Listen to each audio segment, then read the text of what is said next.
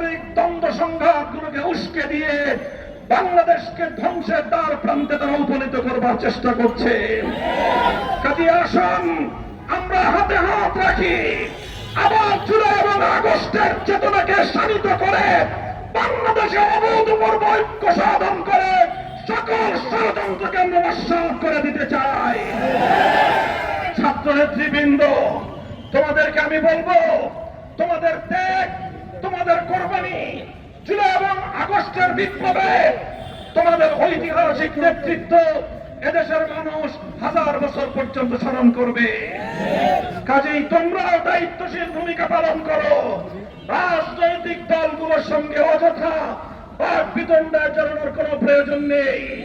BNP এবং জামাত ইসলামীকে বড় রাজনৈতিক দল হিসেবে আপন আপন জায়গা থেকে গুরুত্বপূর্ণ ভূমিকা পালন করার উদাত্ত আহ্বান জানাই।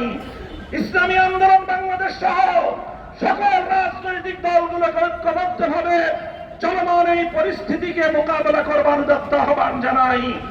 ইনশাআল্লাহ আমি আপনাদেরকে আজকের মঞ্চ থেকে বাংলাদেশের মানুষকে আমি আশ্বস্ত করতে চাই, ইনশাআল্লাহ জুলাই এবং আগস্টের সকল অংশীজনরা ঐক্যবদ্ধভাবে এই বাংলার বিরুদ্ধে পরিচালিত প্রতিটি ষড়যন্ত্রকে প্রতিহত করবে ইনশাআল্লাহ।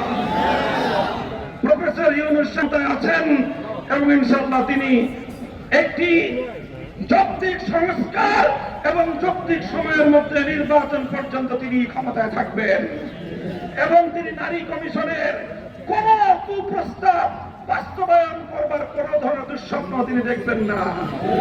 ইনশাআল্লাহ আগামী দিনে এই দুর্বৃত্তপনার নির্বাচনের মাধ্যমে কিছু দুর্বৃত্তরাই সংসদ সদস্য হতে পারে, ভালো মানুষের সংসদ সদস্য নির্বাচিত হওয়ার কোন ব্যবস্থা নেই।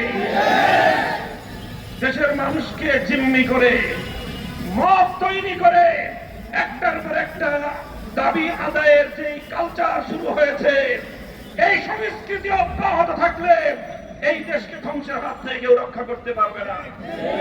বিগত ফ্যাসিবাদী সরকারের যারা দোষক ছিল, যারা পৃষ্ঠপোষক, ফ্যাসিবাদের জন্মদাতা যারা, তাই হেফাজতে ইসলামের মঞ্চ থেকে আমি আমাদের বাংলাদেশের এই ক্রান্তিকালের ত্রাতা হিসেবে আবির্ভূত অধ্যাপক প্রফেসর ডক্টর ইউনূস সাহেবকে আহ্বান জানাতে চাই, আপনি আপনার সংস্কার কার্যক্রম সুসম্পন্ন করুন।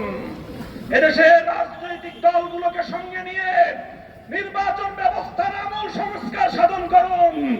প্রচলিত বর্তমানের দুর্বৃত্তায়নের নির্বাচনী ব্যবস্থায় এদেশের মানুষ বিশ্বাস করে না। For more updates, follow us on Facebook, subscribe our YouTube channel, get the latest update on www.daily-sun.com.